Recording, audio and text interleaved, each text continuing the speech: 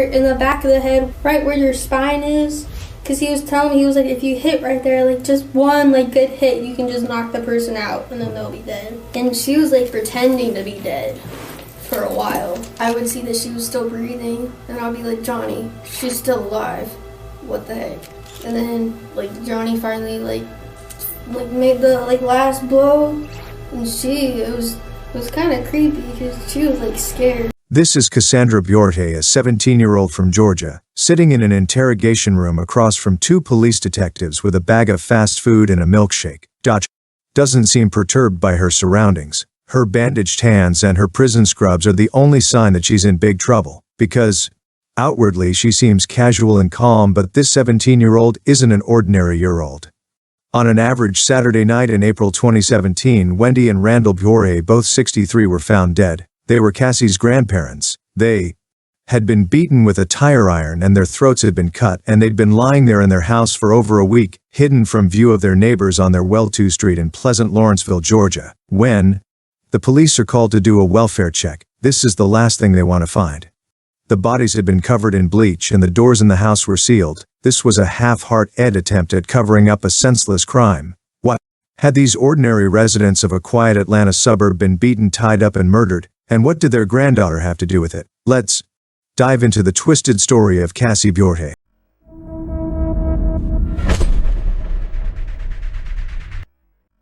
The bodies of Wendy and Randall Bjorte were discovered after a series of welfare checks lasting several days.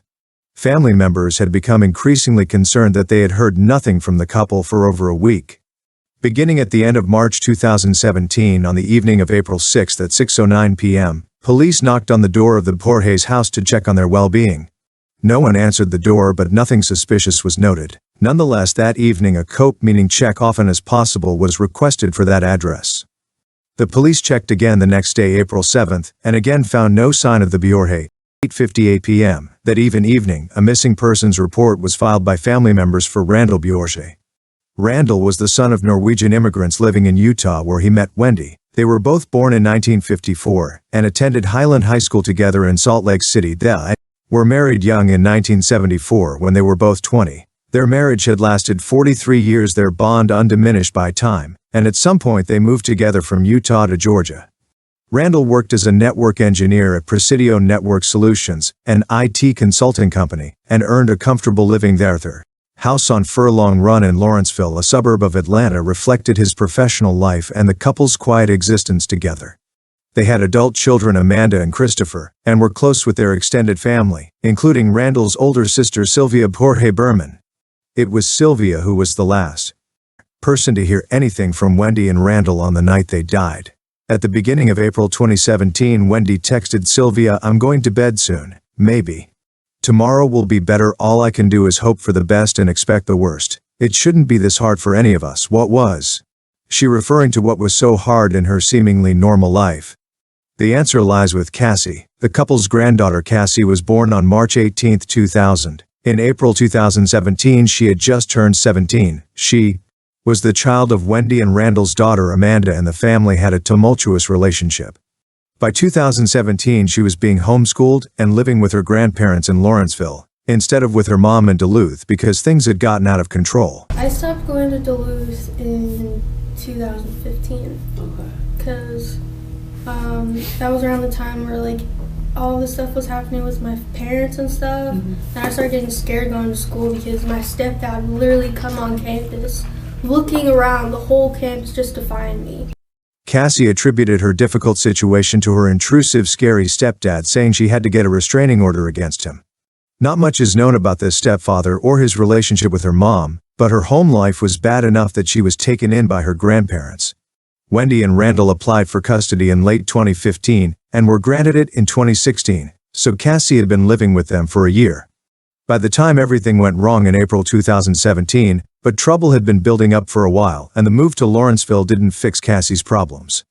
Instead, it only brought problems into Wendy and Randall's otherwise peaceful home. Cassie seemed to attract trouble by April 2017. She hadn't had a phone since December. I haven't had a phone since like December because my ex-boyfriend sold it. He told me we went to the Mall of Georgia one day and then I lost it, and then he said, oh, you might have lost it at the Mall of Georgia. So me over here thinking I lost it, and then I found out that he just sold my phone. So I was like, did you do some karate chops on him or anything, or well, kick his butt? He already went to jail before I could do anything. Oh, did he? Yeah. Or what Cassie might have done to the ex-boyfriend who'd stolen her phone, we don't know for certain, but it was an ominous precedent of the people she was hanging around with and the vengeance she might have displayed on November 30th, 2016. A domestic call came into the local police department. It was just before 1 p.m. Wendy and Cassie had been arguing because Cassie, then only 16, had broken her curfew. This wasn't the first time she'd done something like this. Between October 2015 and the killings in April 2017, the police were called to the Bjorhe's home 31 times. Of these were because Cassie had run away, while the remaining 13 were suspicion of illegal drugs or domestic disputes. This call was one of the latter, but it would end more dramatically than usual. As they fought, Wendy told the officer who responded to the call that Cassie had thrown water over her. There was water on the ground, and Wendy's pajama shirt was wet, as was Randall's. Randall had tried to get in the way of their confrontation because he knew what Cassie was like, because he said Cassie had turned violent in the past and today was no exception. According to Randall, she had hit Wendy multiple times.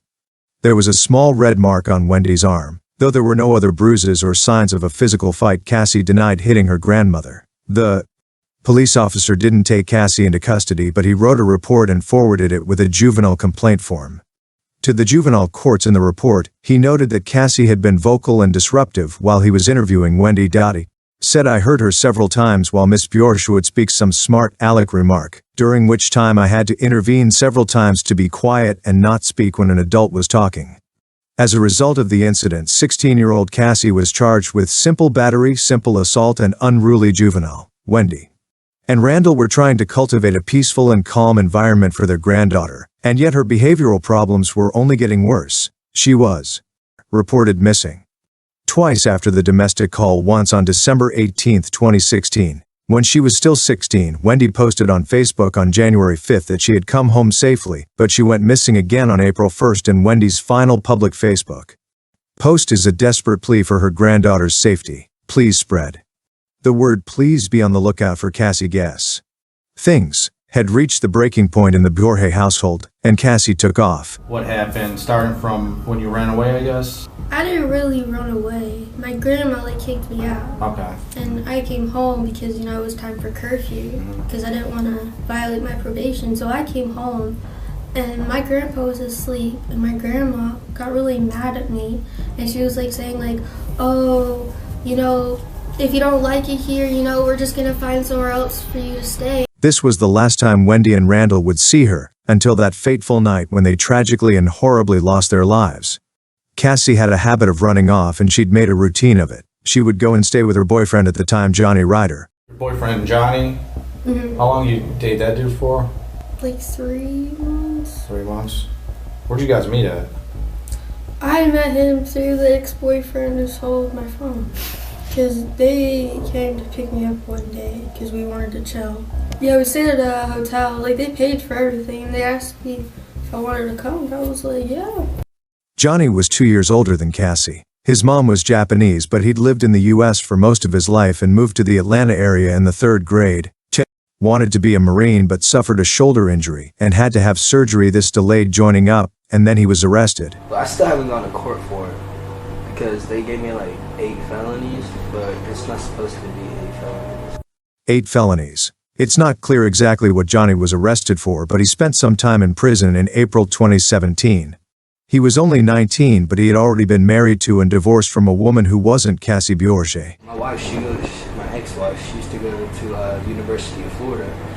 So this is a long distance marriage, She's over here feeling neglected and depressed, and she thinks I'm cheating on her. Whenever she was a kid, her dad beat her with chopsticks and forced her to do stuff torture her mentally. This is why I got kind of down about it. And then me and my wife divorced. And then I found my girl now. He had dropped out of college to work a full-time job to support his wife. Johnny's relationship with his ex-wife had broken down as a result of distance and the wife's traumatic past. Cassie brought with her no less baggage, but she was new and exciting. I don't know, maybe I'm just young and dumb in love, Did you have feelings for him, or just kind of a boyfriend type thing, or? I had feelings. I still have feelings for him. I gotcha. I care about him. Johnny and Cassie were enamored with each other, but the real world was getting in the way. Cassie's grandparents' strict curfew and her constant fights with her grandma and Johnny's ex-wife was also a problem. Whether that's the truth or not, we don't know. He got married to like this crazy bitch, and then now she's like saying that I'm stalking her when I've only met the girl like twice. What we do know is that Johnny and Cassie went off the grid in April 2017 after Cassie ran away from her grandparents' house. Wendy put out the Facebook post asking for help in finding her, and a week later Wendy and Randall were dead. If Cassie wasn't with Johnny, maybe she would have disappeared into thin air, never to be heard from again, and no one would ever have known what happened to her grandparents. Police would have broken down the door to the house on Furlong Run eventually. They would have found Wendy and Randall's bodies, but by then Cassie might have been long gone. But together Johnny and Cassie had a fantasy.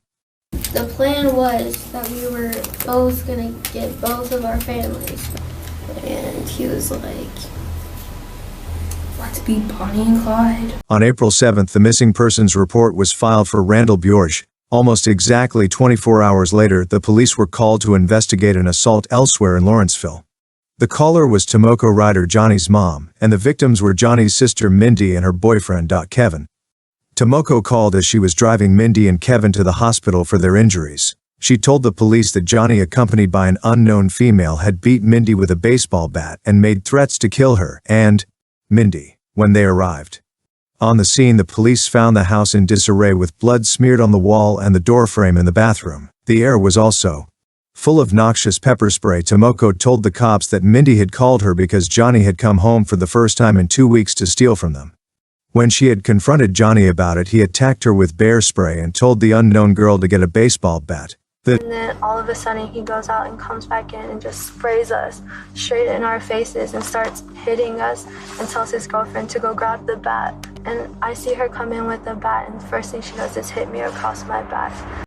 Desperate struggle could have led to deadly consequences, but when Johnny and Mindy's mom arrived back home, Johnny and the unknown girl fled, leaving Tomoko to drive the victims to the hospital. Johnny had taken Mindy's car, leaving the car he'd arrived in. In the garage, this car was the Bjorges Mazda SUV, and the unknown female was Cassie Bjorge. They were achieving their Bonnie and Clyde dreams, but leaving that car behind was a fatal mistake.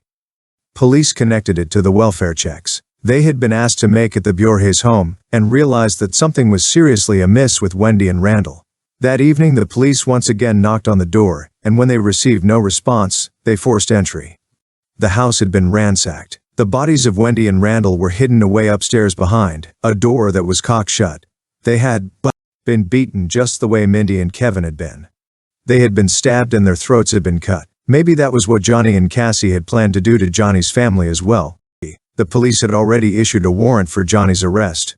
After speaking to his mother, now with 2 dead bodies connected to Johnny and his unknown girlfriend, it became imperative that they find him as soon as possible. The cops began a search for the car the pair had stolen from Mindy. At nearly 4 a.m. the following morning, they found it on a street a 20 drive away from the Bjorges home.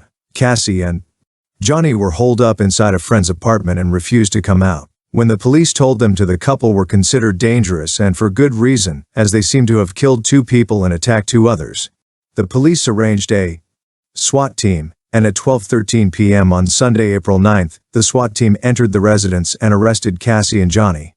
The couple had attempted to kill themselves with stab wounds to the wrists. They were rushed to the hospital where their conditions were stabilized, and they went on to make full recoveries. So what exactly had happened to Wendy and Randall, and why the police interviewed and charged Johnny first? You're charged with aggravated assault on your sister and her boyfriend. So we're here just to find out what the heck happened. Maybe they messed around with Cassie and you got upset, or maybe Cassie did something. I don't know.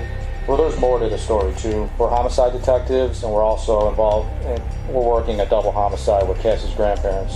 Johnny asked for his lawyer and didn't give the police anything. He was already in serious trouble because of the attack on his sister and her boyfriend, and the police would be detaining him when he got out of the hospital. Regardless, but Cassie was much more forthcoming. She explained that after she'd run away from her grandparents' house, She and Johnny had been sleeping in his car, idling around town and hanging out with their friends. Cassie was much more forthcoming. She explained that after she'd run away from her grandparents' house, she and Johnny had been sleeping in his car, idling around town and hanging out with their friends. We were just all over the place, Bailey. We were just trying to find something to do. So I guess when do you decide to go back to your grandparents' house in the middle of the night? It was like a couple days after, like 2 or 3 days.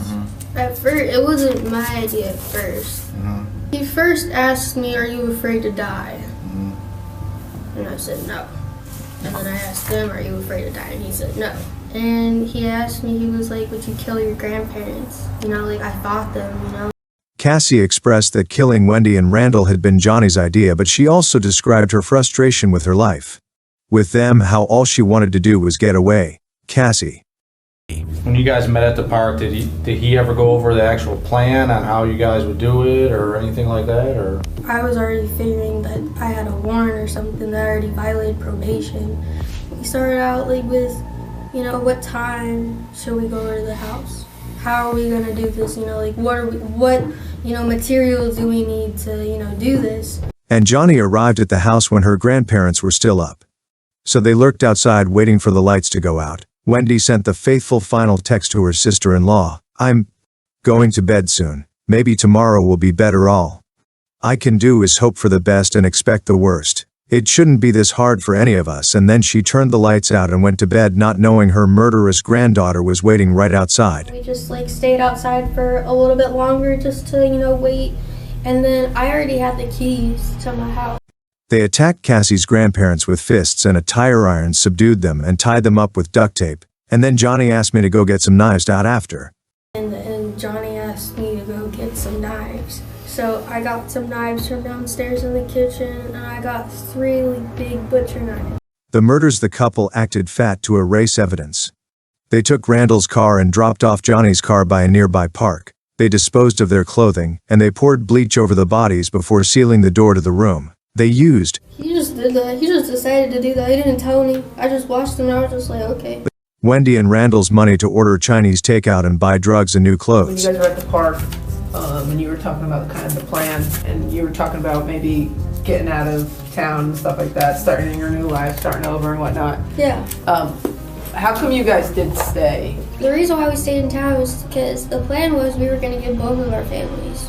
They'd intended to run off into the sunset together, all part of the Bonnie and Clyde fantasy, but Johnny's desire to kill his own family delayed them. They spent a whole week doling in the Bjorhe's house, which they turned into a crime scene. And then when they did attack Johnny's sister and her boyfriend, it went horribly wrong. Cassie was remarkably upfront. And that's why we went over to Johnny's house and we attacked his sister and her boyfriend. He wanted to kill his family. Okay. And then that plan, just going over to his house, kind of just it didn't work out at all.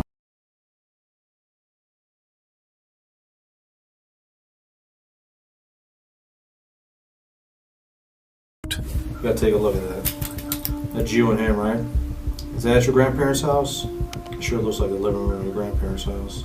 How would that be possible? Who's taking that? That couldn't be at my grandparents' house. With the investigators about everything, they'd done almost strangely casual, but there was something she hadn't said. Something the investigators knew about. But once lying and stuff like that starts, I have a problem. I believe that there were people at that house. I'll be straight up, dude. We heard about a conversation that took place inside there where someone was bitching about the smell. And Johnny's like, no, dude, it's just sewage. There's a sewage problem upstairs. Cassie denied that there had been anyone else in the Bjorhe's house after the attack on her grandparents, but here was video evidence of her and Johnny there, filmed by somebody else. Cassie confessed that they had invited friends over to party in the house in the week following the attack, but she was adamant that they didn't know about the dead bodies lying just in another room. Cassie did everything to prolong the fiction that Wendy and Randall were still alive, including impersonating Wendy over text to her own family members. No one knew. I told everyone that my grandparents left on vacation. Did you text anyone on Grandma's phone? Yes. Pretending to be Grandma? Yes. I mean, do you feel bad about what happened? Do you think she deserves what happened? I mean, I feel terrible. I mean, I feel like the worst person on the planet. I just wanted to get away from all of that, you know, like, I was so tired of dealing with my family. It only seems that you're sorry you got caught, that you had people over after.